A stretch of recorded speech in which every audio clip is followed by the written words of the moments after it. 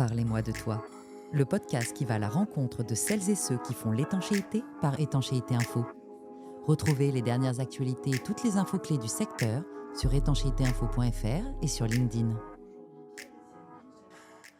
Bonjour à toutes et à tous, merci d'être avec nous. Nous sommes dans le studio de Parlez-moi de toi et nous accueillons aujourd'hui Pierre-Étienne Binchendler qui, faut-il le présenter, est le président directeur général du groupe Soprema. Bonjour Monsieur Binchendler, bienvenue et merci d'être avec nous. Bonjour. Alors, Soprema, c'est un des premiers industriels de l'étanchéité en France et dans le monde, mais c'est aussi une entreprise de pose avec des agences un peu partout dans le pays et c'est d'elle dont j'aimerais que l'on parle un peu plus aujourd'hui si vous le voulez bien. Pour poser le contexte, est-ce que vous pouvez nous la présenter en quelques mots ? Soprema Entreprise, c'est combien de salariés, combien d'agences ? Alors, en termes de salariés, ça doit être un tout petit peu moins de 3600. C'est 79 sites entre filiales et agences. Et en termes de métier, évidemment, il y a le métier historique qui est de pose de matériaux d'étanchéité et d'isolation, mais qui a largement évolué vers la charpente métallique, de charpente bois en lamellé collé, de plein de prestations qui se sont développées au fil du temps, telles que le photovoltaïque, bien évidemment la végétalisation de toiture depuis un très grand nombre d'années. Donc ça touche toute l'enveloppe du bâtiment en fait. Oui. Tout ça, ça s'intègre dans un groupe donc qui, en termes de chiffre d'affaires, ça s'évalue à combien ? En 2023, on a fait un tout petit peu moins de 5 milliards d'euros de chiffre d'affaires, avec une très légère croissance par rapport à l'année antérieure, bien évidemment du fait des conditions économiques dans certains pays qui sont en baisse. Et à titre d'exemple, dont la France, l'Allemagne et d'autres pays qui allaient beaucoup mieux. Et nous avons différents métiers, bien évidemment toujours et encore notre métier historique de fabricant de matériaux d'étanchéité. Nous avons également développé il y a pratiquement 20 ans toute une gamme d'isolation thermique. Nous fabriquons également tout ce qui est éductoire de fumée éclairement naturel. Et alors justement, entre cette branche industrie et la branche entreprise, est-ce qu'il y a des liens où finalement les deux entités sont assez séparées ? Nous avons une multiplicité de clients et c'est important, c'est de travailler avec des clients, que ce soit des clients internes ou externes, qui sont très motivés pour faire évoluer les choses. Et là, vous avez des équipes chez les uns et chez les autres qui sont extraordinaires et qui nous ont permis de faire évoluer pas mal notre métier. Et bien évidemment, c'est l'histoire de Soprema, puisqu'il faut savoir qu'en 1909, mon arrière-grand-père, enfin, c'est pas lui qui me l'a dit, vous imaginez bien, ce qui m'a été dit, c'est que ne trouvant pas d'entreprise qualifiée pour poser ses produits, a dû créer ses propres entreprises de pose. Et ce n'est qu'à la fin des années 60 qu'a été créé un service commercial. Soprema, on y est, a une longue histoire. Oui. Donc, vous l'avez dit, création en 1908 et l'entreprise de la 1909. première... Voilà, c'est ça ? Et ce qu'on oublie un petit peu, c'est que Soprema était à Strasbourg, enfin, a été créé à Strasbourg, et qu'en 1908, Strasbourg faisait partie de ce qu'on appelle aujourd'hui l'Allemagne, qui à l'époque était la Prusse. Et on voit la période aujourd'hui, et plus particulièrement depuis quelques jours, un peu troublée. Et souvent, j'ai pensé à mon arrière-grand-père et mon grand-père, qui ont passé ces étapes vraiment difficiles.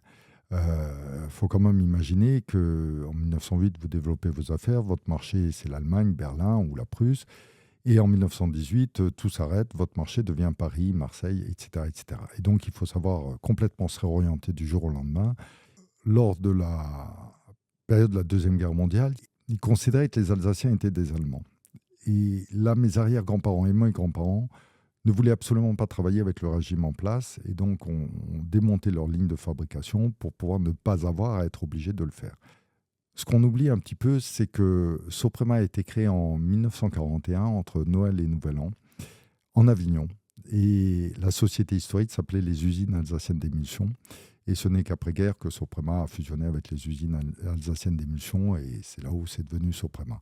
Et alors donc, vous arrivé chez Soprema en 1990 et est-ce que ça a été une vocation pour vous en fait d'arriver à la tête de cette entreprise ? Parce que d'après ce que j'ai compris, vous avez été un peu appelé à la rescousse. Vous, votre parcours, avant d'arriver à la tête de Soprema, c'était quoi et qu'est-ce qui vous a amené à prendre cette direction ? Alors, ma mère s'est retrouvée fille unique parce que mes grands-parents ont malheureusement perdu leurs deux fils.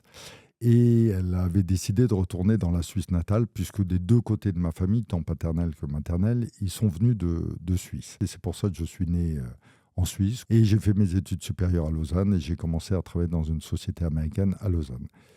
Vous avez parfaitement raison en signalant le fait qu'à un moment donné, mes grands-parents ont estimé nécessaire que je vienne dans l'entreprise familiale parce qu'on avait de gros problèmes économiques et peut-être également de management. Et là, ça a été le début de mon aventure chez Soprema que je ne regrette bien évidemment absolument pas du tout, mais que je n'avais pas réellement planifié dans mon cursus professionnel. Et alors, qu'est-ce qu'il a fallu faire pour résoudre ces difficultés économiques et en arriver là où l'entreprise en est aujourd'hui? Alors, quand je suis arrivé, effectivement, c'était très compliqué et on était une entreprise française, pratiquement exclusivement, travaillant exclusivement sur le marché national. Et en plus, il y avait des problèmes d'actionnariat, donc je me suis retrouvé face à une situation et la seule que j'ai trouvée, c'était de racheter l'ensemble de l'entreprise à l'ensemble des actionnaires, ce qui m'a permis de devenir majoritaire. Et on faisait en même temps face à de grandes difficultés économiques qui ont été exacerbées par la crise du bâtiment en France, 1992-1993, où il y a eu une très très forte chute dans le monde du bâtiment en France. Et donc, une entreprise très endettée, avec des résultats qui n'étaient pas folichons, et un marché en crise, ça n'a pas été simple. Je crois que j'ai eu beaucoup de chance d'être très très jeune à l'époque, parce que lorsqu'on a 31 ans, on se pose moins de questions, on y va. Donc, c'était vraiment compliqué, et j'ai eu la chance de pouvoir recruter des collaborateurs qui ont été très efficaces. Et c'est avec eux, toute cette équipe, que nous avons pu reconstruire Soprema et surtout en faire ce que c'est aujourd'hui. Et la toiture terrasse, alors, ça vous inspire quoi? Une toiture terrasse, c'est quelque chose d'extraordinaire. D'abord, c'est notre gagne-pain, donc il serait malvenu de dire le contraire. Mais si vous regardez, c'est d'abord la meilleure façon de construire, puisque c'est ce qui permet de donner beaucoup plus d'espace aux gens qui vont vivre à l'intérieur ou travailler à l'intérieur de ces bâtiments. C'est là où on a les meilleures performances thermiques parce que c'est beaucoup plus facile de le traiter. Or, on sait que la performance thermique des bâtiments, c'est quelque chose d'extrêmement important. Et on arrive à y faire plein de choses. C'est beaucoup plus simple. Alors, je ne vous parle pas de ces beaux toits parisiens, puisqu'on est ici à Paris, et il serait malvenu de tout transformer. Mais par contre, pour tout ce qui doit être construit, aujourd'hui, une toiture terrasse permet bien évidemment de protéger ce qu'il y a en dessous, d'assurer la meilleure performance thermique du bâtiment, mais de pouvoir y ajouter des fonctionnalités qui sont extrêmement intéressantes. Et là où on a un très très gros travail à faire avec la chambre syndicale, c'est de ne pas faire oublier aux gens qui mettent du végétal ou du solaire ou les deux, d'oublier que finalement l'étanchéité, c'est l'élément clé.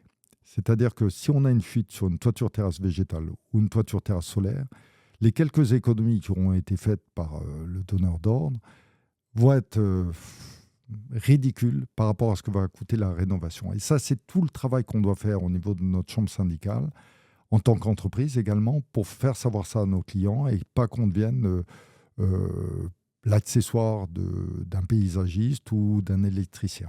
Oui, c'est ça, c'est préserver le lot en étanchéité pour que justement cet ouvrage soit réalisé par des professionnels qui savent ce qu'ils font. Oui. Donc on parle de savoir-faire, hein, là en fait, savoir-faire des entreprises et des compagnons. Est-ce que les salariés de Soprema Entreprises ont accès à la formation continue? Est-ce que vous motivez les jeunes pour justement devenir des étancheurs compétents? Comment ça se passe? Oui, alors, vous savez qu'on a plusieurs écoles de formation qui travaillent pour l'ensemble de la profession et on sait qu'on a des difficultés à trouver de la main-d'œuvre. C'est vrai dans nos métiers, dans tous les métiers, donc ce n'est pas très original. Donc, ce que nous avons fait également, c'est de monter une école de formation pour des gens en fin de droit. Et on fait un système d'apprentissage qui dure 6 mois parce qu'on estime que c'est suffisant, ou c'est à peu près moitié du temps en formation théorique et moitié du temps en formation pratique. Et sur les 150 personnes qui ont été formées, je crois que 80% sont partis dans des entreprises autres que Soprema Entreprises. D'accord. Donc, c'est quelque chose de très positif qu'on a un peu laissé tomber dernièrement, mais sur lequel je crois que nous devrions remettre l'accent parce que c'est très utile. Et puis, tel que je l'ai dit, d'avoir une main-d'œuvre qualifiée est extrêmement important pour assurer la bonne mise en œuvre de ce qui doit être fait. Et puis j'imagine que Soprema Entreprise, un peu comme toutes les entreprises de bâtiment, est aussi confrontée à des problèmes de recrutement, comme on en entend parler perpétuellement en fait en ce moment. Mais ce n'est pas un problème de disponibilité éventuellement de main-d'œuvre, c'est peut-être aussi une question d'attractivité du métier et de formation des gens. Et là, on a un gros travail à faire tous ensemble, professionnellement.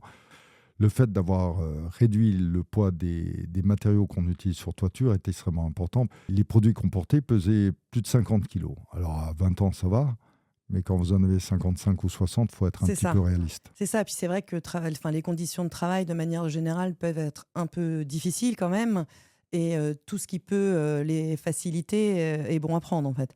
Oui, mais il ne faut pas oublier une chose, c'est que dans les travaux, les équipes sont autonomes. C'est des équipes 2, 3, bon, de temps en temps, il y a des gros chantiers, alors on va retrouver 2 équipes, 3 équipes, mais ça donne quand même un sentiment d'indépendance. Et il faut juste enlever ce qui peut être désagréable pour que tout le côté agréable, ou les conditions de travail, ou cette indépendance dans l'organisation, permettent aux gens qui sont sur nos toits de travailler. Et vous-même, vous avez déjà posé de l'étanchéité ? Ah ben bien sûr, alors écoutez, je veux dire, franchement, comme j'étais jeune, on avait à l'époque des activités en Suisse, et j'avais été travailler pendant 2 mois sur un chantier, ou peut-être 2 mois et demi, et c'est ce qui m'a permis de... C'est comme ça qu'on se rend compte.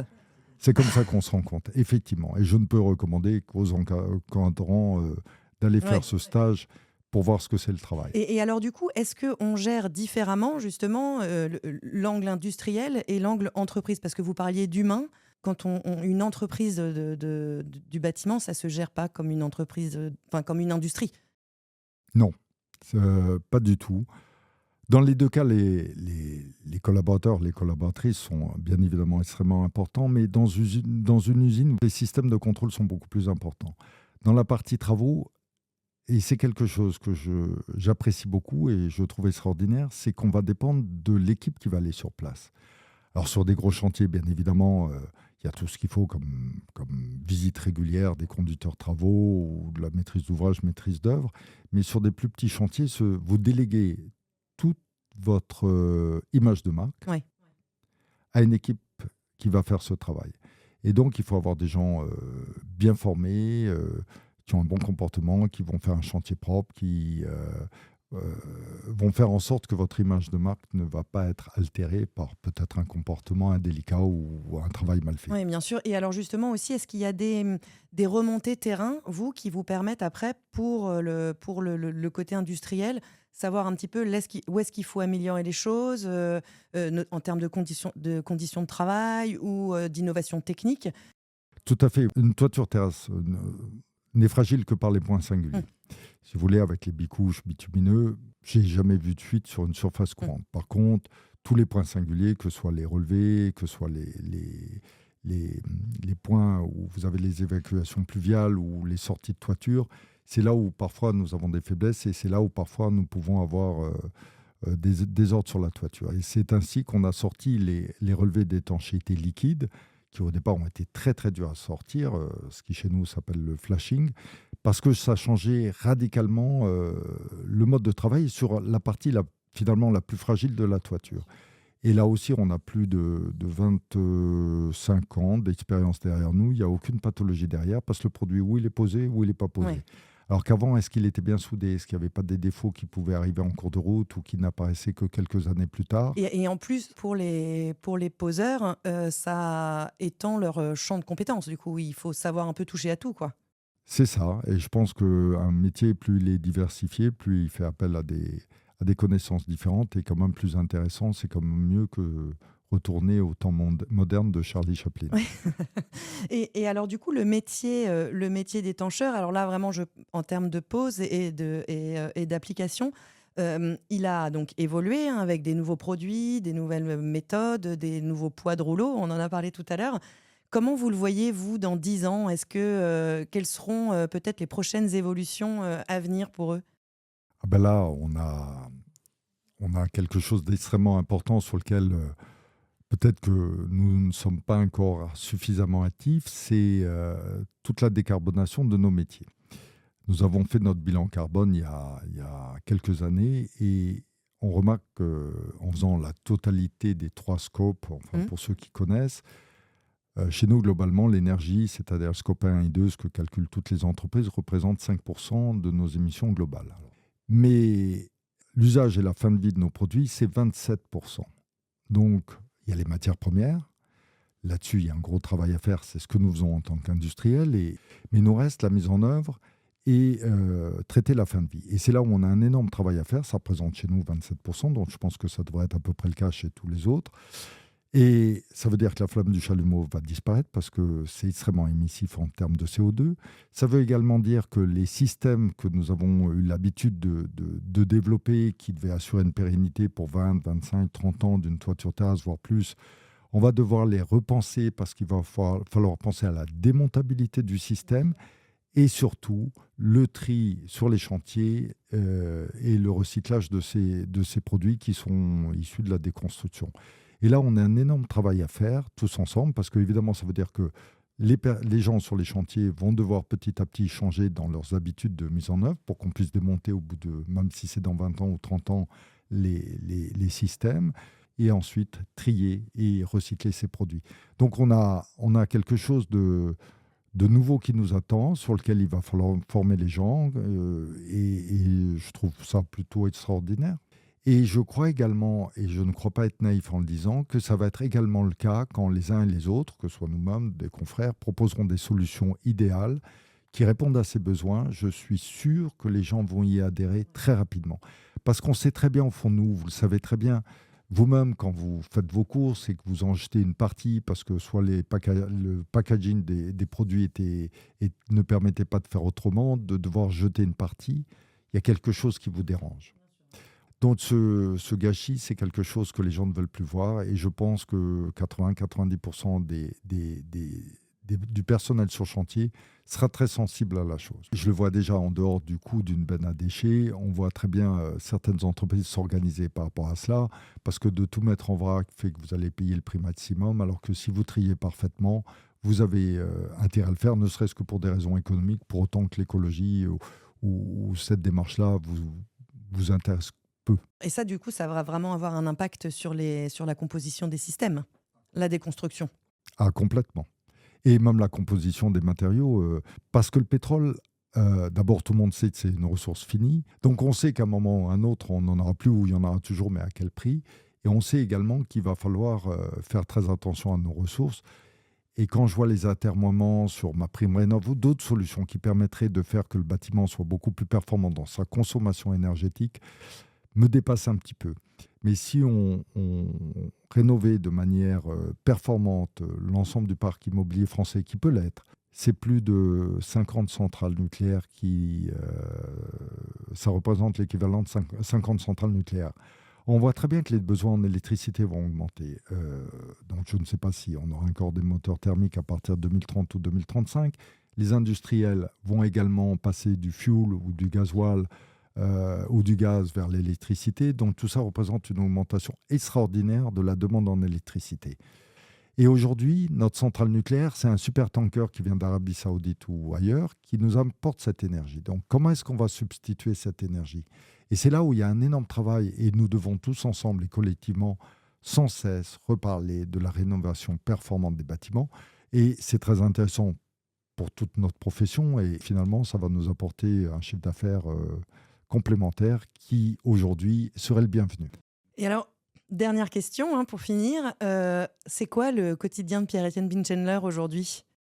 C'est très vaste. L'entreprise est assez importante. Donc, ça prend pas mal de temps. Et si vous voulez, je pâtis de la manière dont j'ai commencé à travailler chez Soprema. C'est que j'étais très impliqué dans le détail puisque finalement, je n'avais pas beaucoup le choix. Et je continue à l'être. Ma responsabilité aujourd'hui, bien évidemment, en tant que directeur général, c'est d'assurer l'avenir de Soprema. Et ça passe également par un avenir managérial. Donc, ça va être mon grand travail de ces prochaines années puisque à 62 ans, on se retrouve plutôt avec moins de futurs professionnels que le passé. Et puis, il y a toutes ces orientations qui sont extraordinaires et je suis très heureux également, et ce n'est pas de la flagornerie, de l'évolution de la chambre syndicale parce que la tournure prise par la Chambre syndicale, je la trouve extrêmement dynamique et volontariste. Et je félicite toute l'équipe qui est en place actuellement parce qu'ils vont dans le bon sens, de manière très efficace et c'est vraiment très réjouissant. Ce sera donc le mot de la fin. Merci Monsieur Binchandler d'avoir été avec nous. Merci à toutes et à tous de nous avoir écoutés. Et à très bientôt pour un nouvel épisode de Parlez-moi de toi. Merci madame et à bientôt. C'était Parlez-moi de toi, un podcast d'Étanchéité Info, le média dédié à l'étanchéité et l'isolation, à retrouver aussi sur étanchéitéinfo.fr et sur LinkedIn.